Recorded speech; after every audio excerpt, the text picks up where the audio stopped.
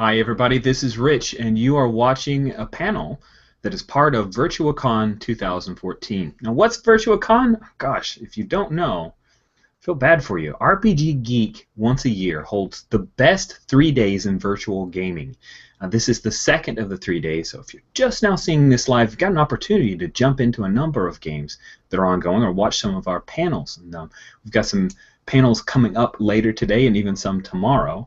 If you're at all interested in this, head to rpggeek.com and you can see a number of links for games that need players or games that are ongoing. A lot of them are Hangouts on air, so you can always watch them after the fact. But hey, why not jump in? So this is a panel that's called Breaking the Mold, Playing Against Type. The little write-up we have is that everybody has your favorite character that you play in role-playing games, and we reiterate and recreate them over and over, right? But how do you role-play someone that's not you and not that same character that you played the last 5 times, right? So we're going to discuss this with a number of very cool people. Some of them I have had the joy of playing with. And so I'm going to start alphabetically with Alex. Now, Alex is a freelance illustrator. He loves the weird, and he's a part-time half-orc, so you know I've got a small part of my heart for him.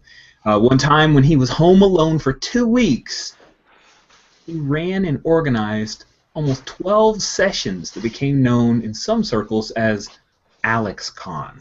How are you doing, Alex? Hi, yeah, doing great. I just suddenly a dog got home, so I'm getting greeted. Well, it's still part of the fanfare to bring you on, and I just now see your note where he has to go last. But that's what happens when your first name is A-L-E-X. Sorry, buddy. Next we have this person's one of our guests of honor for Virtuacon because she has played this year so far, and this is October, 58 new to her games this year. And there's a panel tomorrow as she talks about it with another person, Yona. Both of them have played significantly more games than I have played, or probably you. Andrea, how are you today? I'm good. I didn't know I was a guest of honor. Nobody told me. I just made it so. Dave, just mark it down.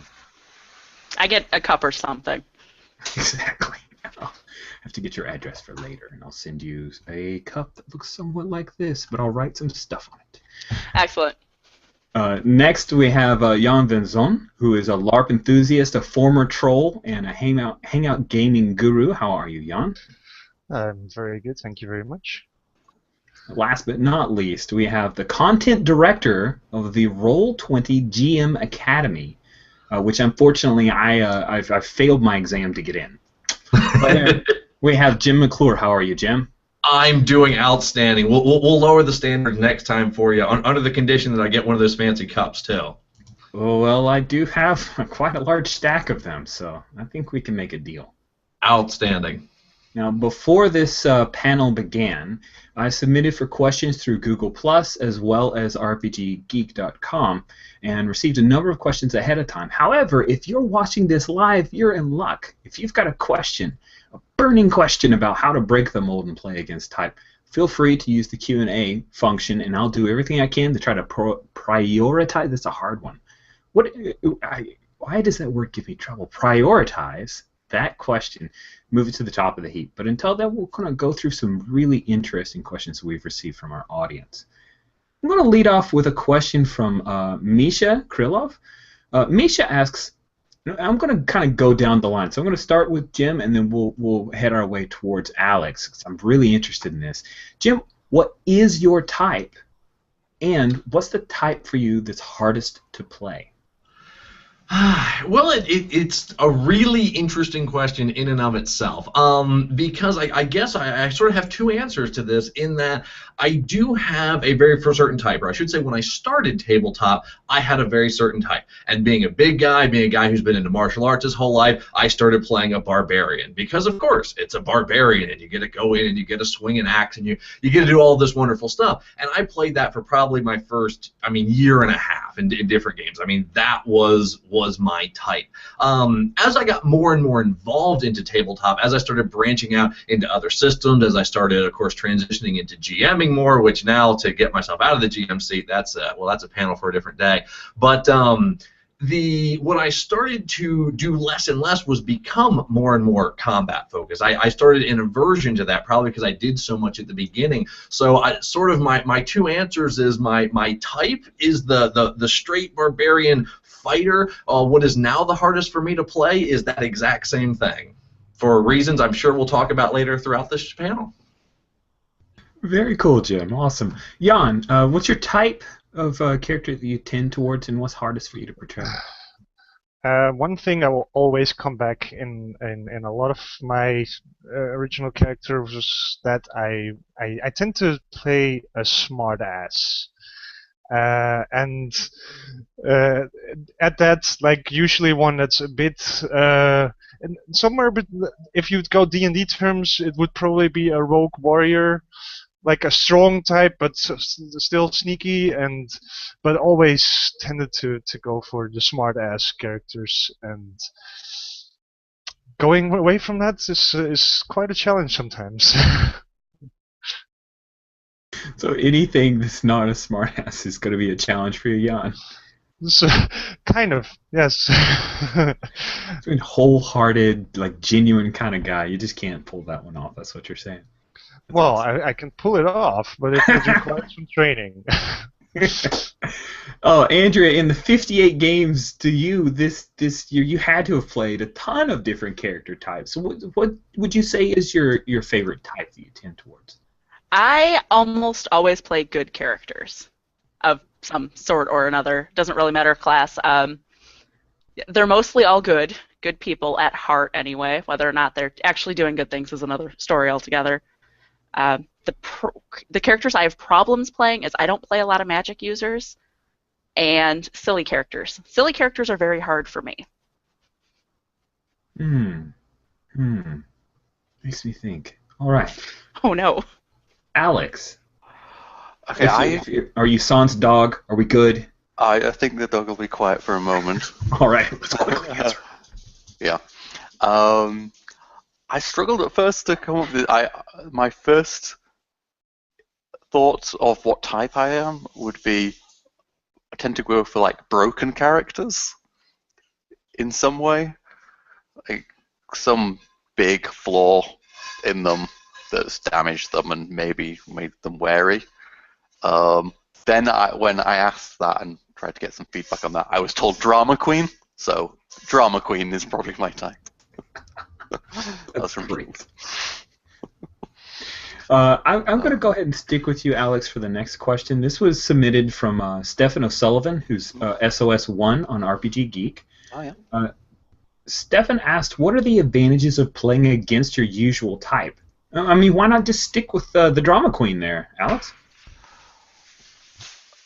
I see it's like just choosing one genre or one series of books or something and never branching out. It's variety.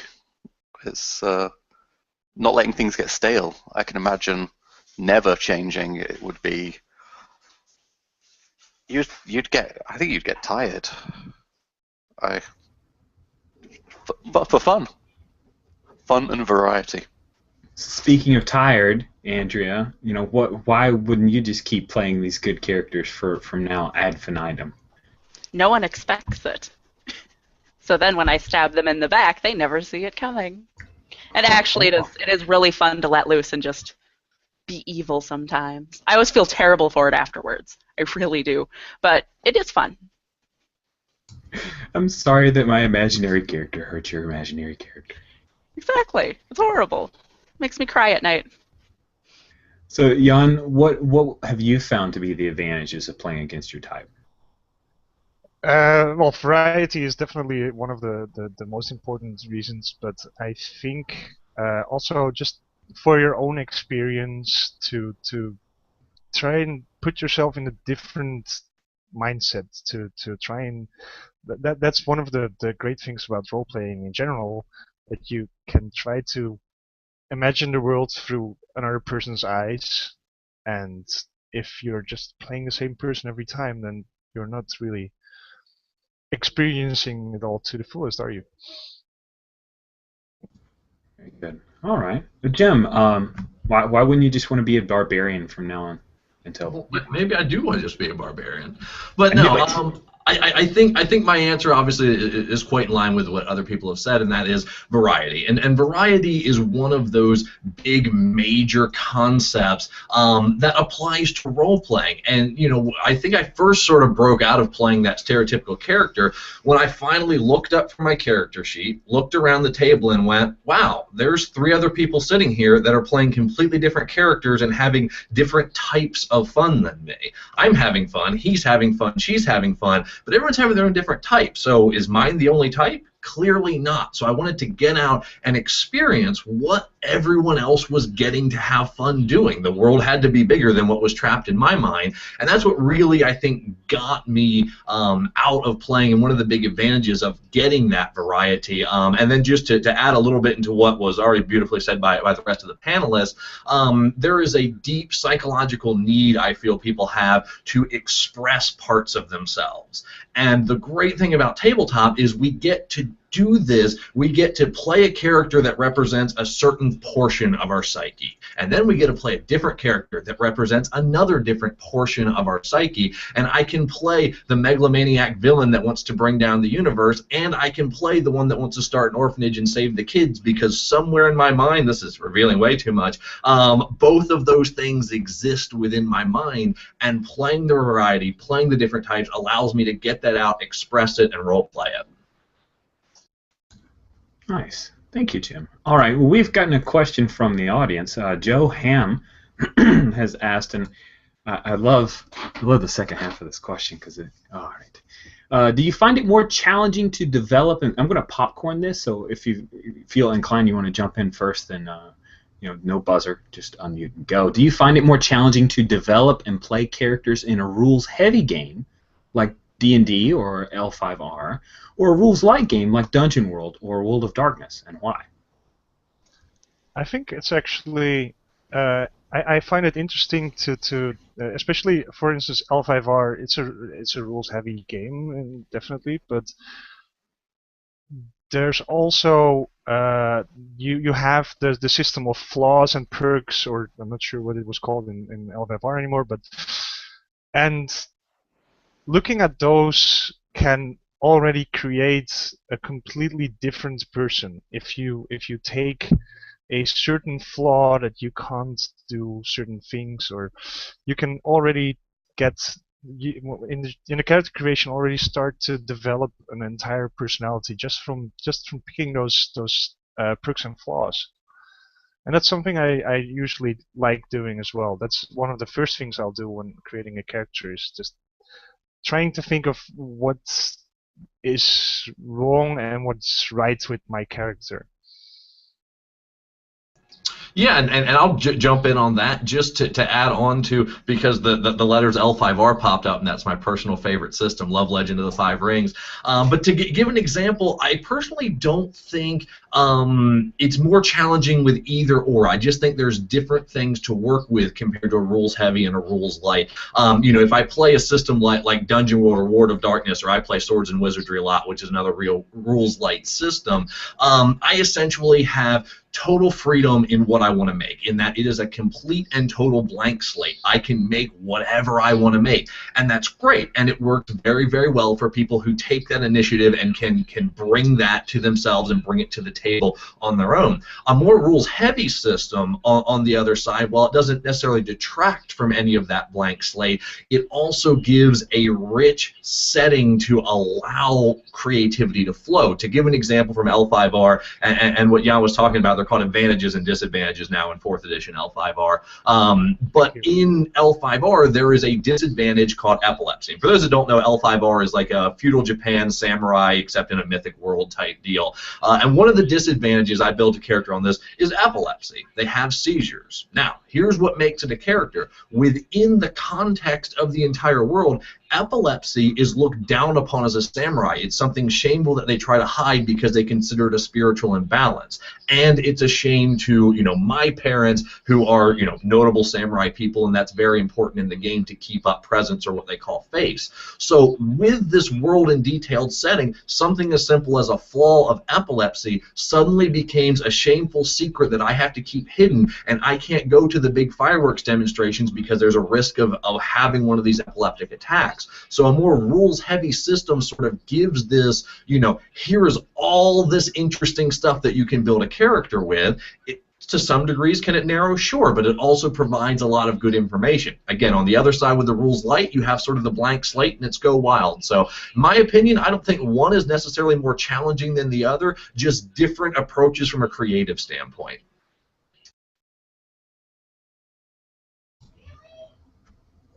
Andrea, Alex? Yeah, that sounds about right. And the thing I found about games like D&D or L5R is even if I want to take a flaw that isn't in the book, like I don't need the points for it. I can just roleplay my character that way. So it does just kind of provide a different tool, a different framework, but you can still play the same characters doing the same things.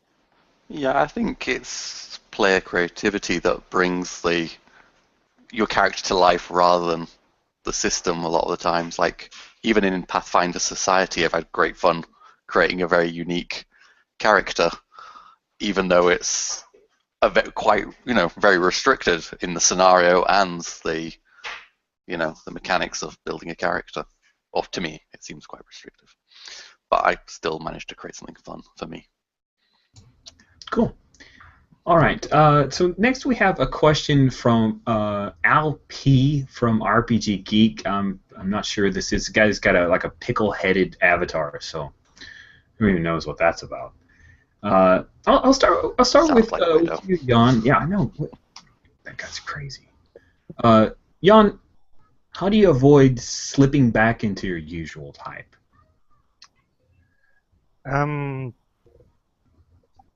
One of the tricks I use is to take some traits from either people you know, because it's generally like especially if you're trying to really break your own type, then it's generally not going to be something from your own psyche necessarily, but from maybe people you know. And what I try to do then is I've made some characters that would sometimes be like snippets from people that I know, friends, and just mashing those together to make a new person. And what I try to do then is to keep in mind all those people and the specific traits that I've been trying to put into that character, and just keep that in the front of my head. And it's not always easy. Of course, you're sometimes going to slip back into what you know best, but it helps to have some templates to draw off. Andrea, what about you? Is there anything that you use to help you kind of picture that character as distinct and to push you out of that boundary? I really like making journals. And if I have a very creative character, I try to sketch. My sketches are terrible. I never show them to people. But I do make an effort to try to get into my character's head and actually try to look at things the way she's looking at them. So if something comes up, then I'm kind of already in that space and I know how to react. Doesn't always work. It's very, very hard. But it helps. Alex, what about this question from Al P? Any other excellent question. We debate. I definitely do the similar thing to Andrea, though I then show everyone I can. Yes, you should. It usually is my first step. It's a vague concept in my head, and then I sit down and draw the character. But I also definitely, when I'm actually starting to play, I do that mix of taking people I know, but also kind of kind of, are you taking like a quite broad stereotype or kind of character type, archetype from a show or something? But then, I add in my own thoughts into it so it doesn't feel so, I'm just repeating what that person would have done. But I do find that helps, so I can think, okay, what is the core thing, Oh, it's a disapproving mother, but with a twist or something. Cool. Jim, what about you? Anything that you use to kind of help you course correct to that thing that's a little bit out of your normal boundaries? Yeah, one of the real, I guess, specific things that I do, and again, I have to say, they all got the good answers. They've got 90% of what I do, but to add one other thing, I guess I do that wasn't previously mentioned, was I look for a very specific goal to give my character from the beginning, and that is my character wants to change the world. How? And I established that for my character from the beginning because it becomes very difficult to play the same character when you establish within your own mind, my character's goal is to turn the world to darkness. Or my character's goal is to make it so that half-orcs are accepted. Or my character's goal is to spread the religion of Bahamut. I cannot play the same the same character in any of those roles. It has to be different roles. A barbarian fighter is not going to go out and spread the religion of Bahamut. He's not going to do it. It doesn't work. Everything else then I base off of, class, character, personality traits, then starts getting built onto this core structure, and that allows me to very distinctively force myself to go in a different direction. And again, for some people, probably not necessary, but for me, especially early on, when I was very rooted into, I like this play style, how do I get myself out of it? Because I started trying, but I would just always kind of go back into old patterns. I finally went, all right, here's my character, Fujito of the Dragonborn. He's a cleric, and he's going to try and bring religion to the Dragonborn. That's his goal, that he will kill no one and do this. I could no longer, there was no way to play a barbarian doing that role. So it kind of really giving that sort of mantra that this is my purpose in life really helped me to expand my role play, and that's what I do a lot now, is when I'm coming up with a new character, I set what I want that goal to be. So I'm going to answer this one, sorry. Because I think it's another tact that you can use that's a little bit different. A lot of times when I'm trying to push my own boundaries, I go outside in.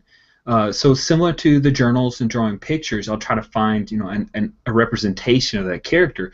But then I want to change my physicality.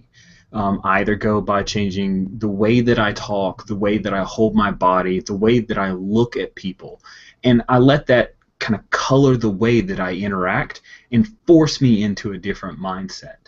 I went through a realization as I was playing a character out of my own type. Normally I play similar to Jan, I'm kind of the smartass, but I decided to play a chopper in Apocalypse World.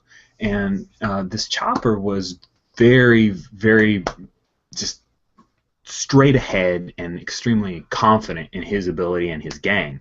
And there was a moment when he went to talk to this cult leader, and the cult leader had like four bully boys roll up with her. And me, Rich, and always playing the smart aleck, I would be like, whoa, I need to step back because that's dangerous stuff. But when I was dialed into playing this chopper, his interaction was like, it was like this voice just said, she's scared of me. Because if she came to meet me face to face, she wouldn't have to have these people. I'm gonna push on that. And it changed the way that I interact. I would never have interacted with an NPC like the way that he talked down to her for that. And it was because I kind of had this picture of the chopper and an image and the interactions, the way I kind of held myself, a little bit higher up on the arm. So it can help shape the way that you do things. So I'm going to switch out to another question. Thanks, guys, for letting me steal a limelight from my excellent panelists. Yeah, make sure you wait to get called on next time. Dang it! No, I'm not calling on me anymore. All right, so Rachel E.S. Walton asks, when you play against type, do you find yourself playing better? Do you make more interesting decisions, or is it just awkward? I'll popcorn that out. Who wants to step up? I find that I'm more thoughtful, not in a kind of freezing me, in like, oh, I don't know what I'm going to do, but just a little bit more deliberate in my action. Like what you said, like, you think inwards and like, okay, what does my character want? Sorry, somebody's inviting me. What does my character want? How does my character see this other person in this situation? And yeah, I think if I'm just playing with like, just without the, in type, whatever that type is, you might not think as deeply about your actions. You just act, and you might not have as interesting actions because of that. You might not bring something interesting to the scene, which you would if you were deliberating over it a little bit more. Yeah, I just want to piggyback on what Alex said, because I agree with that 100%. I mean, I think that is the big advantage of playing outside of your type, is it forces you to think about the actions of your character more. You really think more on a much more in-depth level. At least personally, I find myself, when I was playing the character type that I knew, I essentially hit autopilot. I was just doing the same things over and over again because they were easy and because they were natural. When I was taken out of that, forcing myself to take me out of that play style, suddenly now I am being forced to really think about my actions and really think. What I found was playing in character. What would my character do? Because before it was, what would I do? It just total player. Character is barely even an avatar. Now, once I'm playing outside my character type, I have to think more and more. So I personally think playing outside your character type, I have more fun doing it. I have more enjoyment doing it because it prevents me from hitting that autopilot. I'm just here at the table to roll die again for another week. Yeah, I think that's something that is also facilitated a bit more in the way in our groups that we've started playing, that normally you want to give your answer as quickly as possible, but we've noticed, especially in games like Apocalypse World and all the spin-offs, all of that you'll more often find someone taking, if it's like 10 seconds, just to think about what their character would say. And what you notice a lot in old style play, you just bam, bam, bam, you keep going, and you have to give your answers right away. And sometimes you just need to take a little bit longer, and it might be a slightly awkward silence, but that awkward silence can make the game much stronger afterwards, because you take time to think about what your character would say or do in that situation. And if you just take the time to embody that, then you can make a much stronger appearance, really. Yeah, I think that's one of the most rewarding things about playing against your type, is when you have those moments and after the game everyone's like, oh my god, I can't believe you did that. That is my favorite part of playing a game, is having that experience where you're sharing that with everyone else and everyone else is loving that you're doing that with your character, and it's not something you normally would do. So it's very rewarding. Cool. So, sticking with that, Andrea, Michael Prescott asks, is playing against types something that everyone should try? I think it absolutely is.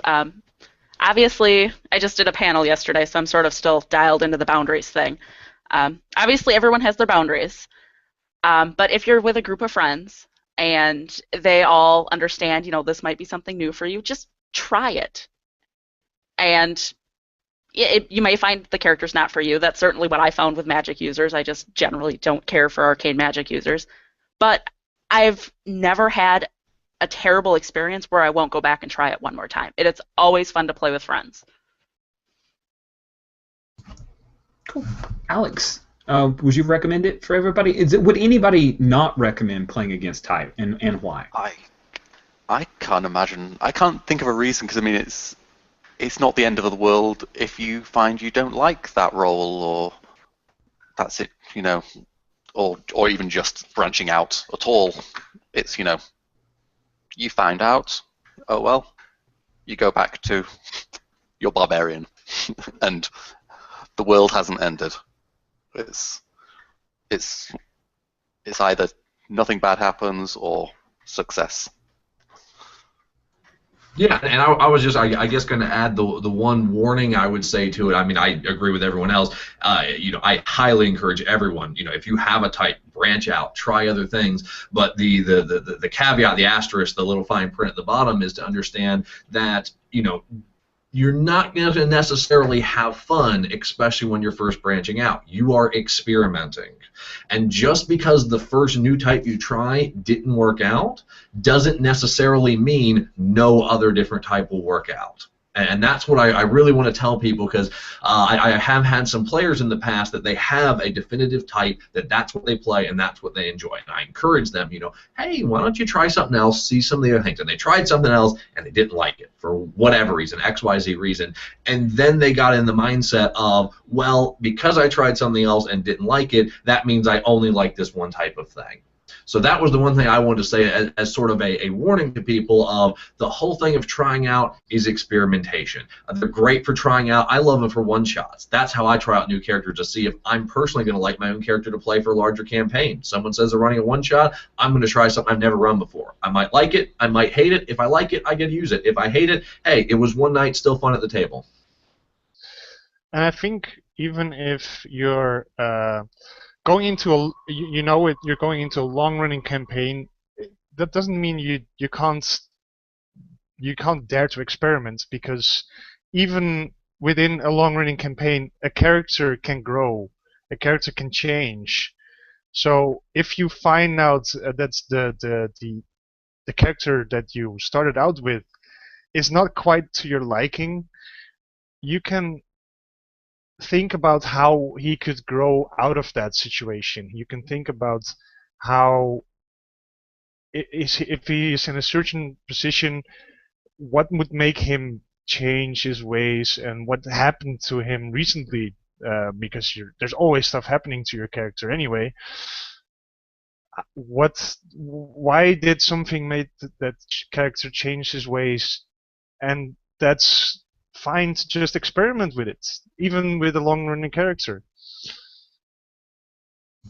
Cool. Yeah, I want to stick with you and ask, I know we kind of touched on this a little bit already in comparing more mechanically heavy games versus lighter games, but in your experience, are there any games that have made playing against type easier or facilitated it better, in your opinion? I don't think so. Like what Jim also said is that in any game you can do it. It might be different in certain ways, but I don't think there's ever been a game where I felt that it was easier or harder. There's just different ways to approach it. It's not that the mechanics will necessarily make it easier. You just have to. You can use the mechanics to your advantage to get to a certain type that you might want to go towards. I'll just leave this kind of open. Does anyone have examples of games where they have found it facilitates or makes it easier to play against type, or your type? Yeah, I'll jump in on this one because we referenced it earlier. Legend of the Five Rings. I really like this system. If you can't tell in the background, I have my wonderful Tower of L5R books. But I really like this system because it very much, aside from it's a narrative player's dream, to a large degree, there's a lot of what I call subversion of tabletop trope within L5R. As mentioned earlier, of course, this is a feudal Japan. It's a samurai type system. One of the core aspects of Legend of the Five Rings is material possessions mean nothing. As a matter of fact, as a samurai, you're not allowed to engage in commerce. You're not allowed to take weapons off of the bodies of dead. You're not allowed to touch them. There's no such thing as loot. There's no such thing as commerce. The money you have is irrelevant.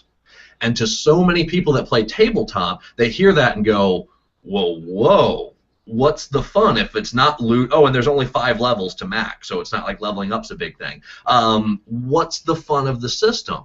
And then you go, the fun is the role play. The fun is the character interaction. And what that system does is it strips away a lot of what people see as their base and their comfort zone for playing tabletop and for the usual level of motivations, and makes it escalate to a level higher. Now, should this be done for every single player in every situation? Absolutely not. But this is one example where a system does force players, especially with a large portion of the industry that plays D&D and plays Pathfinder, I think it's something 77% plus almost exclusively play those, that it would take them completely out of the comfort zone.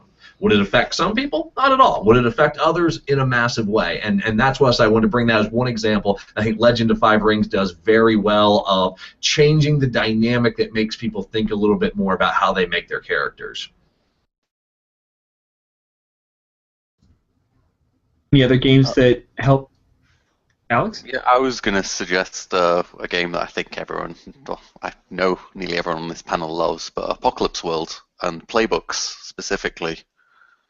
The fact that, you know, each one of them is a character archetype with all these character hooks. I was going to say plot hooks, character hooks in every move, in all the options that you're given, but they're all options directed towards a specific character. They're not kind of the be all and end all of your character, and not constraining everything about them. You still have, you know, a lot of leeway on what the character is specifically like, but they definitely direct you. And if somebody doesn't know what kind of character they want, but they kind of go, okay, something like that archetype, it does so much of the work for them. Like straight away, it's like, okay, now I know I'm not very tough, but I'm very smart or very personable, and I'm all about manipulating people, or, you know, you've got it. Yeah, you've got all these character hooks straight away that you can then add your details into. So I think, yeah, Apocalypse World playbooks are great for that. Yeah, I'm kind of an action movie junkie, and when I first played the Skinner, which is designed to be kind of this manipulative, kind of slinky, sexy character that gets things done. You insult Skinners. Oh, yeah, I did not play a very good Skinner the first time. It was unproductive. But to be fair, that's something I also like to do, to take to not just play outside your own type, but also play outside the type of the archetype. For instance, I've played. You mentioned introducing me that the troll that I played in a Changeling LARP, and of course trolls, big, strong, good fighters, and I sort of took that and twisted it around and made it into I made a very learned troll, just very bookish type, really. He was still a good fighter because, you know, big and strong, but it's also nice to take something like that and then surprise other people with what you can actually achieve with something that seems so clear-cut, like a barbarian. Like, you have an image in your head of a barbarian, but you don't always have to play that barbarian. Yeah, I would just to go off that. Yeah, I also had to go like with the specifically the faceless, the big hulking monster brute character in Apocalypse World, like one of the limited edition playbooks, and also really enjoyed kind of taking that. And I mean, there's like slight hints of, you know, psychological damage of this character, but really kind of expanding those further and making that much more of the core of the character was very fun and rewarding. Cool. I'm going to jump onto another question by Michael Prescott. Andrea, so when you're playing someone that's unfamiliar to to your normal type? How do you avoid playing a caricature? And does that even matter? I personally don't mind starting off with a caricature because I really do. I thrive on the development of my characters.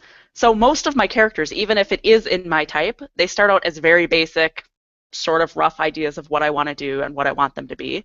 And then as I interact with the party, as I interact with the plot line, they develop and they take on their own aspects. So I really don't try to avoid it. I guess I don't think it matters that much to me. Cool. Anyone have a different opinion on caricatures? Think the caricatures are a bad thing? No, I mean, I was just going to sort of course, follow what she said and second that. I think they are a really great starting point to build a character. I know, and I think probably almost everyone here would agree that, when you're designing a character prior to a game, they are rarely completely fleshed out. I know me personally, probably 60 to 70% of what becomes my character's personality really gets decided at the table through roleplay.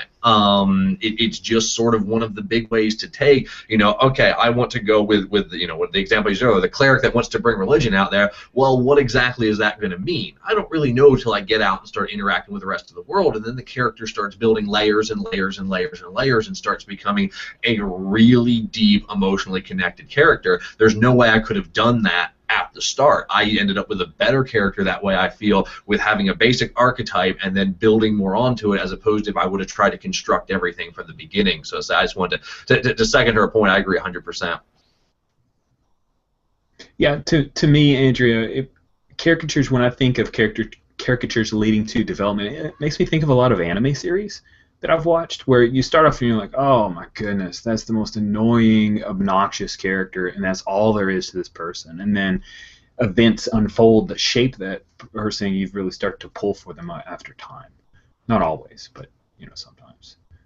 I started to give an example of Ed from Cowboy Bebop, but I never did grow to like her. So that's just me. It's the wobbly arms. Ugh. So let's see.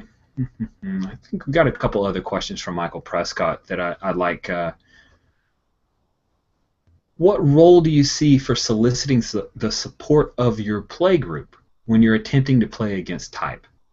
Is it important to let the rest of the group know that you're doing this? I think it usually is. I've also had I've had a game derail a bit.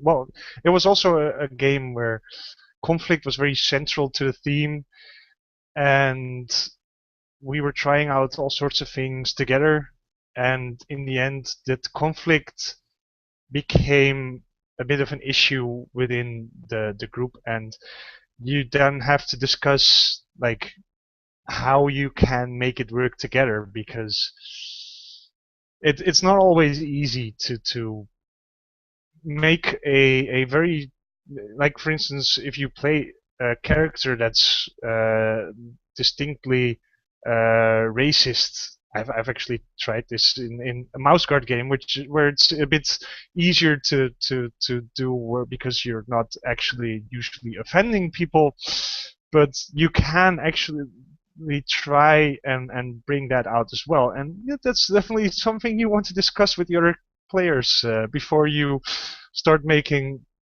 comments. You want them to know that you don't feel these things in any way. It's your character that has these opinions.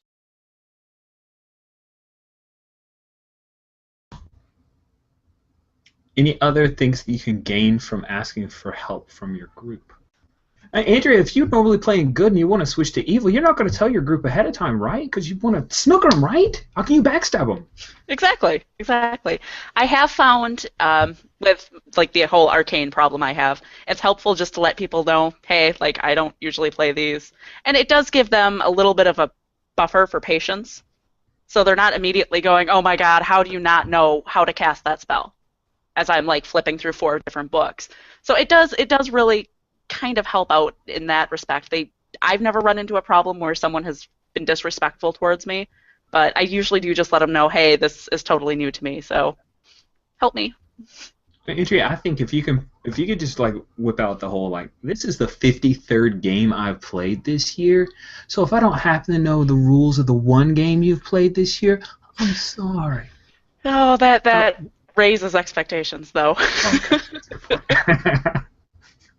Now, did you tell everyone that actually 15 different of those games new to you were all just different versions of D&D? Did you mark those all as different, right?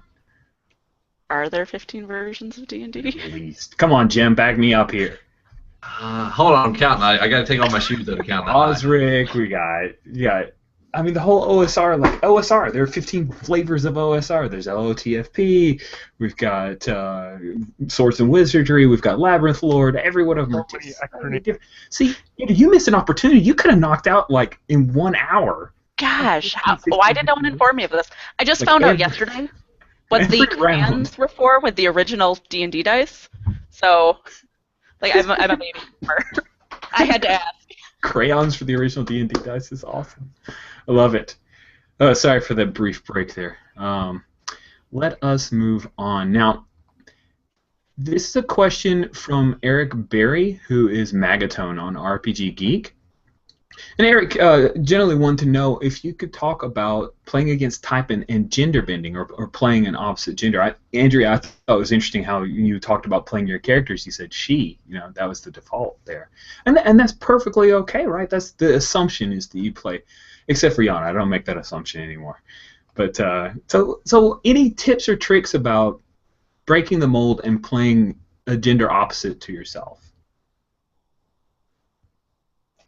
Yeah, I'll jump in here. I mean, obviously, this is a very can be difficult and touchy situation depending on the group. One of the big things I say, and it's really advice that comes from the literary world on this, is when, for us, when we're playing against our gender, or a different gender than what we are, one of the things you want to really look at is you are still playing a character. The focus on this is playing a character. If you switch the focus to I'm playing someone who's not my gender, that's when there becomes problems. Now, depending on your world, depending on your system, there is very unique challenges that can be presented based on your character's gender. But the big thing is to make it about an interesting, unique character. And what is not interesting and not unique is just playing someone that is, I'm a guy playing a female character. If you make your character about that, that's 9 times out of 10 where I see problems with it. Make a device, make an interesting character. Yes, there can be unique challenges that are presented, again, based on setting and DM and everything else that come on whether your character is male, female, or of course there's more than just the two, depending on what you're doing on that. But the big thing is to make it so that is not the focal point, that you are not playing someone different than who you are playing a character of this gender, and whatever that comes within the world comes within the world. Yeah, and it's funny because this sort of ties in. Well, it sort of opposes what we are saying about the stereotypes. When you're playing opposite gender, you don't really want to go to that stereotype level. And it's funny that we earlier said, like, no, it's totally fine to take that stereotype and just take it and make it into a character. But if that's the only thing that's different about your character, you generally get, like, indeed the typical man being a woman or woman being a man, and there's just so much just to gender in more than just a stereotype that, yeah, it doesn't really work for gender. Yeah, gender is the one area I've actually run into problems where I've tried playing male characters and guys have told me, your guy characters are so femmy, can't you play a girl? And I'm like, well, okay. So I, as a rule, feel very uncomfortable playing guy characters because of that. Even with people, like, I'm very good friends with certain people, and I still hesitate to play male characters around them because of that feedback I've gotten, and I just feel like it would ruin the experience for me to constantly be thinking, oh my god, what if I'm playing this too femmy? So I just, as a rule, I don't do that. I know a lot of people who do, and I think it's wonderful when they do. I've never seen anyone play a guy play a bad female or a female play a bad guy. I just personally can't bring myself to do it because I have gotten really, really sore about it. I just want to say I have seen a bad example. It was in a D&D game where a guy was playing a female character. It said, "Hey, we want to get the information from this guy." And the DM said, "No." He says, "Okay, I sleep with him. Does he tell us now?" I'm like, for real? Did we just have that conversation? So it can go badly. I urge you to pursue with caution. I'm glad that Andrea's had good experiences with it. So I think it's something. I was hoping to expand on that question about also sexuality in characters, playing against your sexuality, because I haven't had, not in campaigns, I've not in campaigns had much opportunity to play against gender. I've played in lots of little one-shots, Fiasco and such, where I played a woman, but not in a campaign.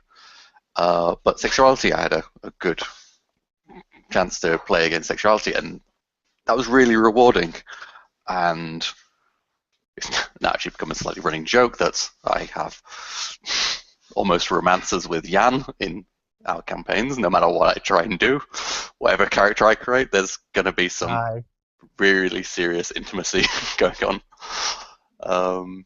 And yeah, I mean, as I mentioned before, and my character's always really broken and playing slightly against the archetype of the playbook. Say, I played my big hulking, scarred, unstoppable warrior who also had this very insecure side to him, and yeah, it was really rewarding. It was very strange, but really rewarding to play this side of the character and expand, And again, also what Jan said about it's not where you want to go into a stereotype with that thing, because a sexuality and gender, I don't think there's not really, unless you're really bigoted, there's not really a stereotype for either of those things.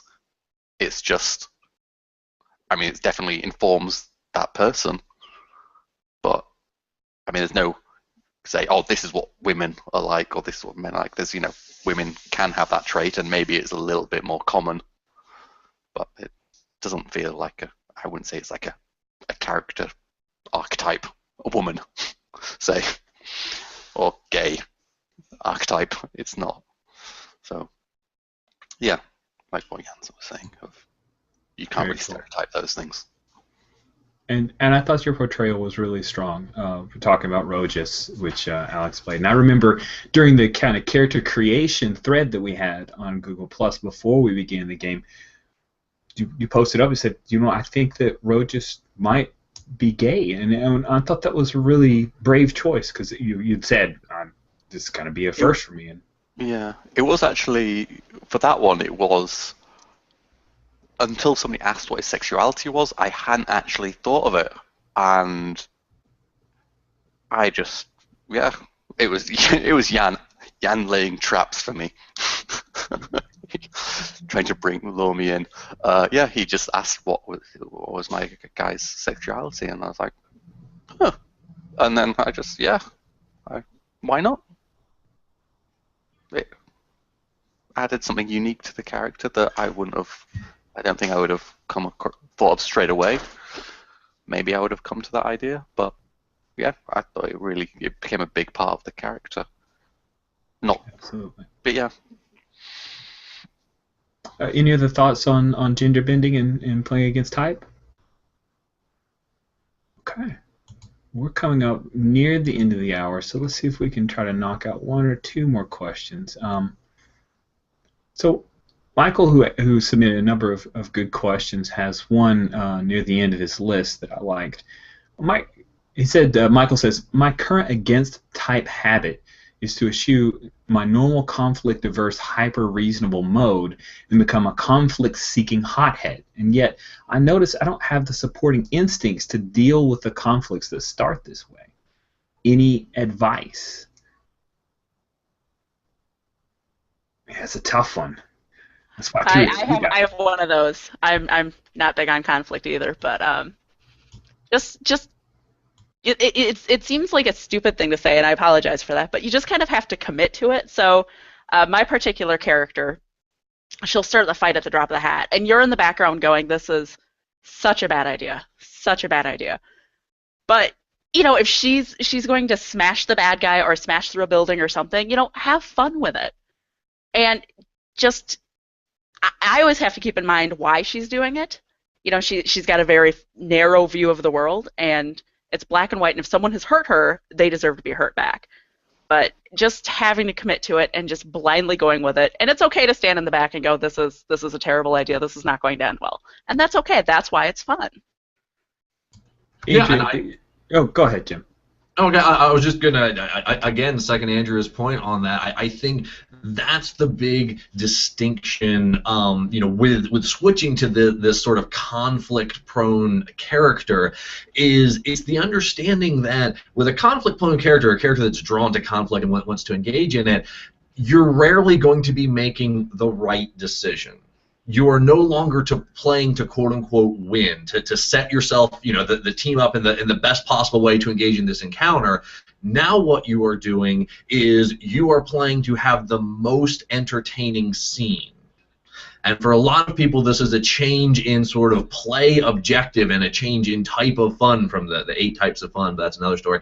You're going from a challenge type of fun to you're going to a narrative and expression type of fun. And to do that, you just have to go into it. Like Andrea said, it's about committing to it. It's about understanding that, and there needs to be an understanding from the group and from the DM as well, because some players who are really big on challenge, it's all about winning and optimizing and strategy and winning combat, which is a wonderful and unique way to play in and of itself. But this style, a lot of times, is very directly in conflict with that style. Now, many play groups, perfectly fine with it. Everything runs great. But you would want them to be aware, and of course be aware yourself, that this is what you're really engaging with. Alex, did you have like an example you wanted to talk about playing through? I was wondering if Andrea would like to mention hers first. Oh yeah, so there's something that when you were talking about your answer, Andrea, that I thought of immediately. You played a character named Miss Bliss in a game of Urban Shadows. She was like half demon, if I remember correctly. So not at all a good character. You want to talk a little bit about playing her? I don't know what to say. I was trying to make a badass, basically. So, when a bunch of mobsters came in waving their guns, the most obvious solution was to shoot one of them in the head. And I was lucky enough that the dice totally backed me up on that. I think it would have been terrible if they hadn't, but, it's just like, well, she's a badass. She's proving her point. What would she do? And the answer was take down as many of them as she could and prove that they never should have come in here in the first place. That was awesome, because I did not expect Andrea to be so. If I remember correctly, you just went bang to the leader, and then they just ran. Kind of saying sorry at the same time. And yes, that was quite an amusing moment. I think the rest of us all went. So, Alex, share with us about Roges, because I think you've got a good story there. Well, well, Rich put me in an interesting position where he gave me all this vision, hallucination, guilt trip, and he was basically just going, go on, walk out, and basically into this where it's like the kind of my worst tormentor of this character's life that's kind of emotionally scarred him forever, and he kind of just pushed me into kind of feeling really guilty and just like, go on, go and just, you're scum, go and kill yourself. And it made such, it worked with the character. I had to go with it. That's what the character would do. He's broken inside. He has these visions of his, I guess the closest you could say, victim of a victim of his, and he feels massively guilty and distraught that, and so he just, yeah, against everyone. It wasn't like he was sacrificing himself for other people in this situation. This was causing everyone else direct problems for me just to walk out, where they're kind of like, were they waiting in an ambush? And I just walk out into the you kind of middle. killed the ambush. Yeah, there's like 30 guys there, and I just walk out into the middle of the street, and then Rich was evil and cliffhangered that. Yeah, Jim, that was like probably my best cliffhanger of the year. Was the player says, "I walk out and ruin the ambush," and walk right up to the main bad guy, and I'm like, "And we end here." It's great. But yeah, I think you just kind of go. Going back to what Andrea said earlier, even before Miss Bliss stuff, think of like what your character. I mean, if you're thinking they're going to be a hothead, why are they a hothead? Is it because they're trying to? Do they feel like they need to instantly prove themselves to somebody? Do they just feel like everything's a game and they're just like I can do what I want, and that kind of tells you how they react as a hothead to a situation. I think if you just know what is their reason, what's the cause of that hotheadedness and why. So Cool. I think that. Thanks, Alex. All right, so this will be the last question of the panel. I want to lead off, Jim, with asking you this one. This is another one from Michael. Is it an effort or just plain fun? Like the disappearing accent of Costner's Robin Hood or Jansen's in Hemlock Grove. Have you ever regretted a type choice or given up on it? And is that okay? Wow, a lot of information in that one question. Let's break it down. Is it an effort or just plain fun? The answer to that is yes. It's both. Playing the character you're used to, and frankly, it's easier. It's what you're used to. It's what you've done over and over again. Stepping outside of those bounds takes more effort. So is it an effort? Absolutely. Is there reward and payoff for it? Absolutely. They go hand in hand. The more you put into it, the more you're going to get out of the experience. So, first part, the answer is yes to both. Have you ever regretted a type choice? Of course. Yeah. I said it earlier. There is experimentation, and experimentation does not come with a 100% success rate. Experimentation comes with a failure rate, and there is going to be things that you do not enjoy. I've tried many. One of the ones I really tried to get out and play is a rogue. I'm like, everyone seems to love the rogue. In every party of 4, there's 2 people that wants to play a rogue. There clearly is something to this, and I tried it, and I tried it, and I tried it, and it just wasn't for me. I could not find the fun of that character. It did not work. There's been 100 other characters that I have played and have liked, so it takes experimentation. Have I given up on some? Certainly, because they weren't for me. But I certainly found ones that work through continued trying. Yeah, I totally agree with what Jim said. It's always an effort if you're playing outside of your character. I won't say that it's always just plain fun, because there is definitely situations where it can indeed not be the type that you like. You can get into situations where it's just not.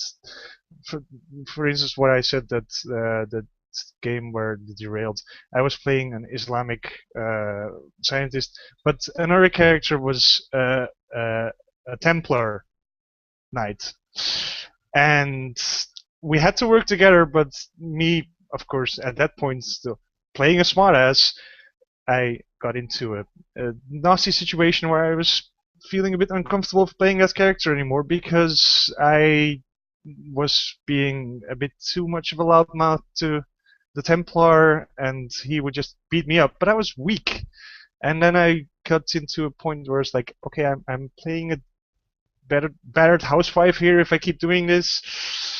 So it's usually a lot more fun if you play outside of your character, because you actually experience new things. I won't say it's always that, and it's probably always going to be a bit of an effort, but it's definitely an effort that's worth it.